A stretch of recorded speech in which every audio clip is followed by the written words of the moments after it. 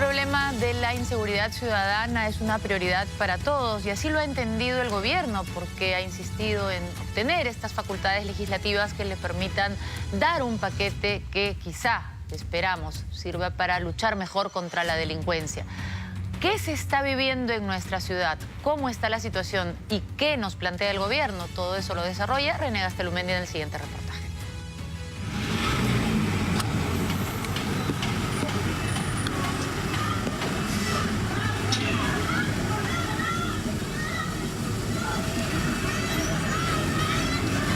Este programa obtuvo imágenes espeluznantes, sin cámara escondida, de cómo opera una banda de raqueteros denominada Los Gallinazos de Barrios Altos.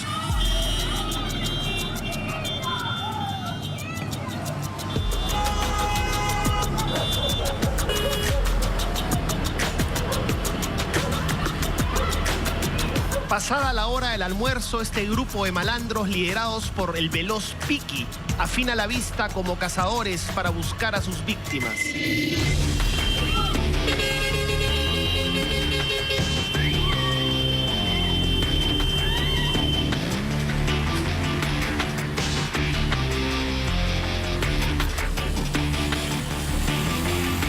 Puede ser un taxi, un auto particular al que le detectan las puertas sin seguro y arrasan con las pertenencias de sus ocupantes, una y otra vez, hasta bien entrada la tarde, a vista y frustración de los transeúntes.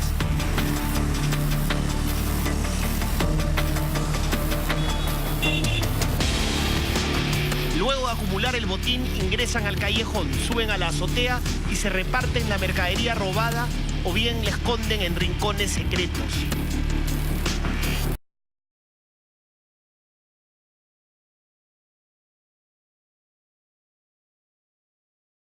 Siguen en actividad y en este momento podrían estar robando.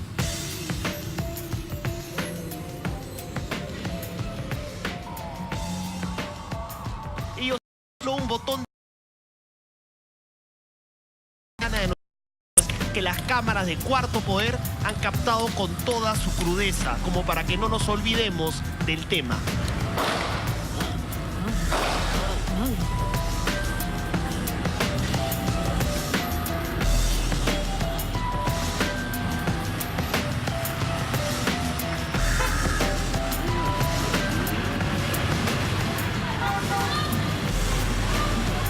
Mientras esta escalada de inseguridad ciudadana, de crímenes que las cámaras de seguridad y el lamento de las víctimas nos enrostran todos los días, el Congreso de la República parece vivir inmerso en un enfrentamiento perpetuo e histérico.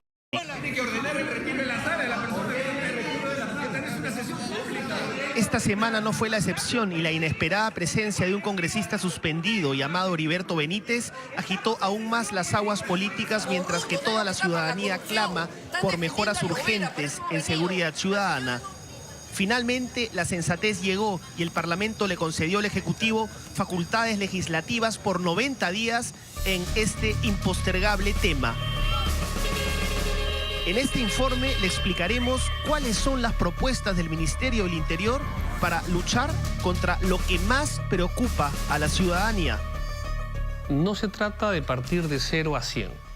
Existe un código penal y lo que queremos es mejorar las normatividades y también nosotros, y es una autocrítica que yo hago como Ministerio del Interior, tenemos que mejorar nuestra efectividad policial. Actualmente dice de 12 a 15 años. Durante las últimas semanas el equipo en pleno de asesores y técnicos de este ministerio ha venido trabajando por lo menos 20 entre modificaciones y decretos legislativos, propuestas para mejorar la lucha contra este flagelo.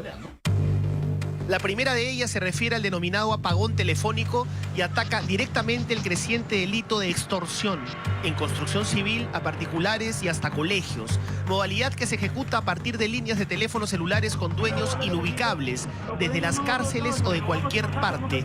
Hay más de 22 millones de celulares prepago, ideales para los criminales, además de 10 millones pospago. Esto no es un tema de comunicaciones, esto es un tema de seguridad. Hemos planteado claramente la necesidad de identificar, por ejemplo, 22 millones de celulares, 22 millones de líneas que no hay una identificación plena, René. ¿Qué hacemos con eso? Esos son los que entran a los penales, esos son los que te extorsionan porque no están plenamente identificados. En ninguna parte del mundo sucede eso.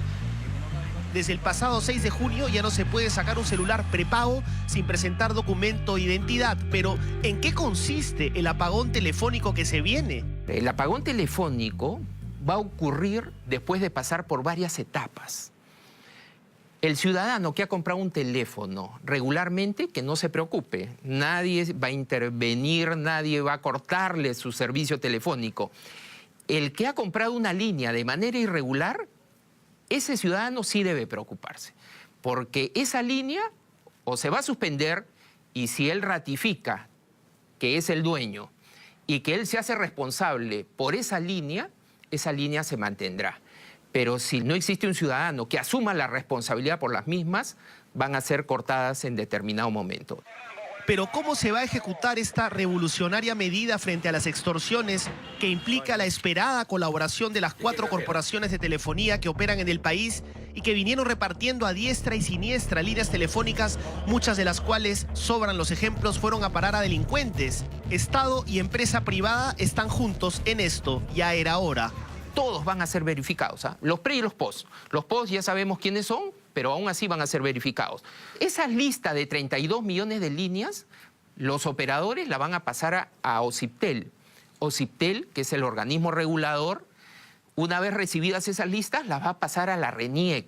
La RENIEC va a verificar nombres con DNI de cada una de las líneas. Ese servicio va a ser gratuito. El Estado está tan preocupado por este tema de seguridad ciudadana que va a haber un servicio gratuito del Estado para verificación de esta información. Una vez que se determine quiénes son las personas válidamente identificadas, va a haber un paquete de las personas sospechosas. Esos sospechosos volverán a las operadoras para que las operadoras se comuniquen con ellos y les digan si ellos asumen la responsabilidad de las líneas o complementen la información de su persona. De repente faltan nombres, algún dato personal.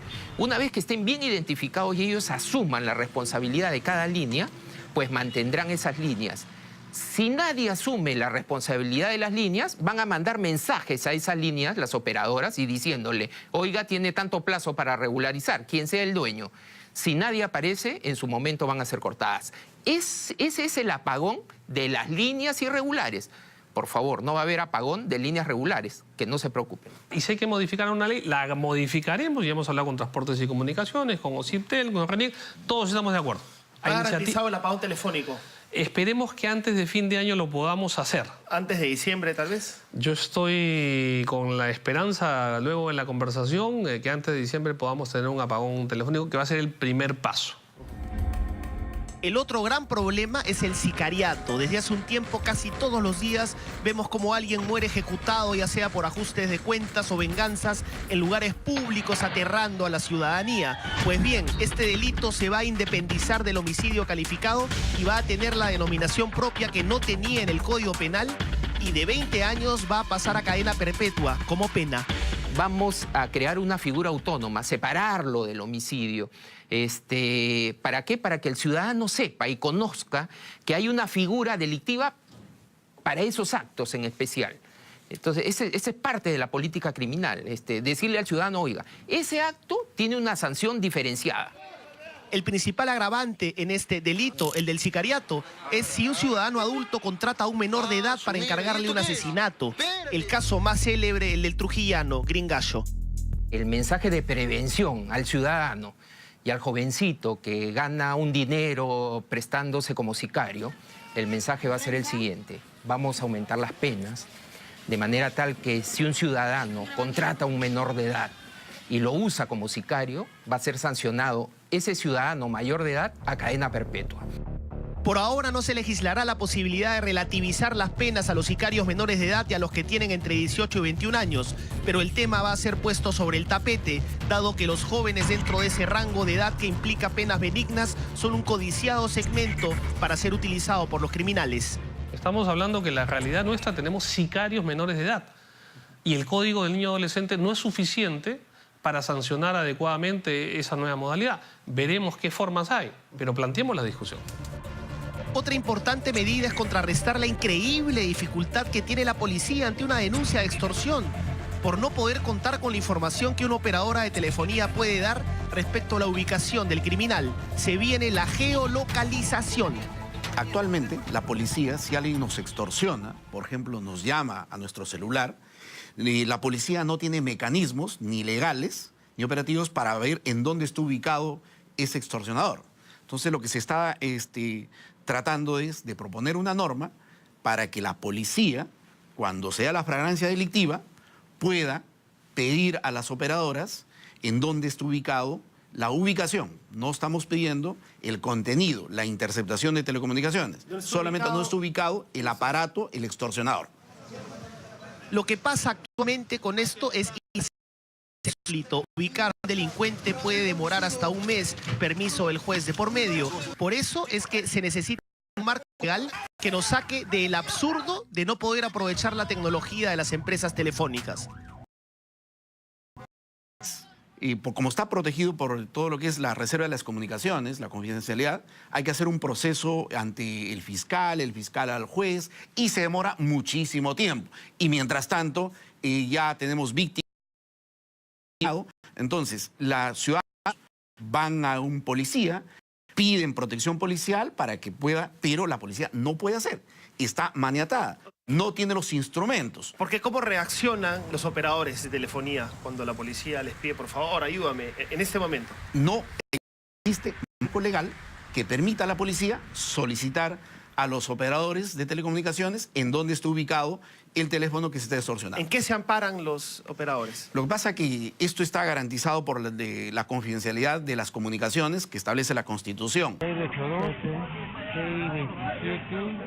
En suma, si se concreta la modificación legal propuesta por el Ejecutivo, la nueva realidad sería esta: un gol contra las extorsiones. Ahora se podrán capturar en flagrancia los delincuentes. La geolocalización es un atajo revolucionario que no puede esperar más. Se hace la denuncia a la policía, a la comisaría, a la comisaría, a la policía, a la unidad especializada. La unidad especializada inmediatamente da cuenta al fiscal y pide directamente la información a la operadora de telecomunicaciones para que pueda dar en dónde está ubicado y pueda ser capturado ese delincuente. ¿En cuánto tiempo? Si se da, en 24 horas puede ser capturado. Ajá. No, pero ¿en cuánto tiempo se localiza? Inmediatamente. O sea, en 24 horas, la policía, teniendo ese acceso, podría capturar a estos delincuentes en el acto. En otros países, por ejemplo, las policías del mundo tienen estos mecanismos, pero en el Perú, lamentablemente, no lo tenemos. Con este mecanismo es una herramienta importante para luchar contra la extorsión. Un aspecto crucial tiene que ver con la ejecución penal, es decir, endurecer las condiciones carcelarias de aquellos presos por delitos graves como el sicariato y la extorsión. Un extorsionador, por ejemplo, ya no terminaría viviendo mejor que en su casa, fiestas caneras de por medio y recibiendo visitas, sino en la helada Chayapalca. El régimen de máxima seguridad, el régimen A, va a pasar de 2 años a 5, de manera tal que el ciudadano tiene que entender que en el tema de sicariato va a sufrir una pena, una carcelería los primeros 5 años con régimen A, con limitaciones a las visitas. Ya no va a tener 2 visitas a la semana, sino se van a disminuir a 1 cada 15 días en penales que están situados alejados de la ciudad, como Chayapalca, por ejemplo. Ahí va a cumplir los primeros 5 años de pena. Por lo tanto, si alguien juega a pistolero, se presta a pistolero ganándose un dinero, la pena va a ser dura y el sistema penitenciario va a ser endurecido también. Otra propuesta legislativa tiene que ver con el establecimiento de recompensas para toda persona que pueda proporcionar información fidedigna respecto a un criminal común. Recordemos que esta medida fue muy útil en la lucha contra el terrorismo. A partir de la experiencia exitosa que se ha tenido en el país con combatir el terrorismo, el país sí cuenta en materia de terrorismo para recompensas con la finalidad de capturar bandas, capturar cabecillas. Pero en materia de criminalidad organizada y otros delitos de alta lesividad no existe marco legal. Es decir, dinero del Estado que pueda dar a una persona que me da una información de vital importancia.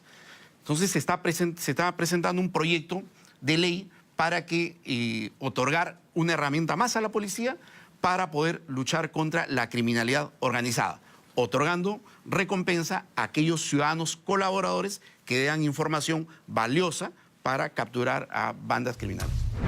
Los montos están por determinarse. El otro aspecto a normar es la obligatoriedad del uso coordinado y sistematizado de las benditas cámaras de seguridad en lugares públicos y hasta privados como restaurantes y hoteles, pero con tecnología de punta. Entonces, en los espacios públicos es importante que las autoridades competentes, gobiernos regionales, gobiernos locales, puedan tener cámaras de seguridad. Por ejemplo, en una avenida, en la vía expresa o en circunvalación, por ejemplo, para poder luchar contra la criminalidad o la delincuencia. Pero las municipalidades ya las tienen. Tienen las cámaras. El problema es que los estándares no son los adecuados para la investigación criminal. Entonces, lo que se pretende es estandarizar para todos. Hasta el viernes, los 7 integrantes de los gallinazos de Barrios Altos seguían en actividad. Pero ayer sábado, en un espectacular operativo del Escuadrón Verde, fueron capturados 3 de sus miembros.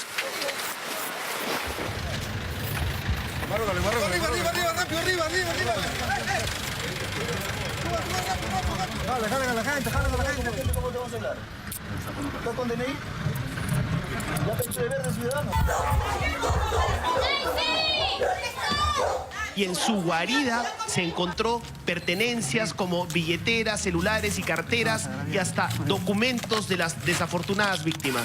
Documentos personales. Hay un DNI. Y una eso de universitario, un carnet universitario. El celular que han sacado. Las normas también implican el aumento de penas para los usurpadores de terrenos y establecer la figura del magnicidio, es decir, aumentar las penas hasta la cadena perpetua a aquellos que asesinan a un policía, a un juez o a un magistrado, a una autoridad, entre varias otras. También el incremento de la seguridad en puertos y aeropuertos. Como vemos, se trata de medidas urgentes más allá de las inacabables rencillas políticas, puesto que la seguridad ciudadana está por encima de todo.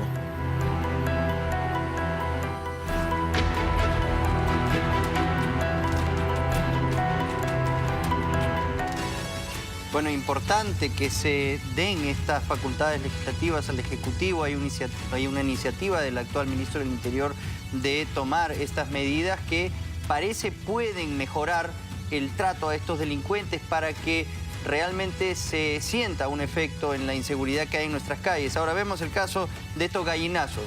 Caen, están detenidos por la policía.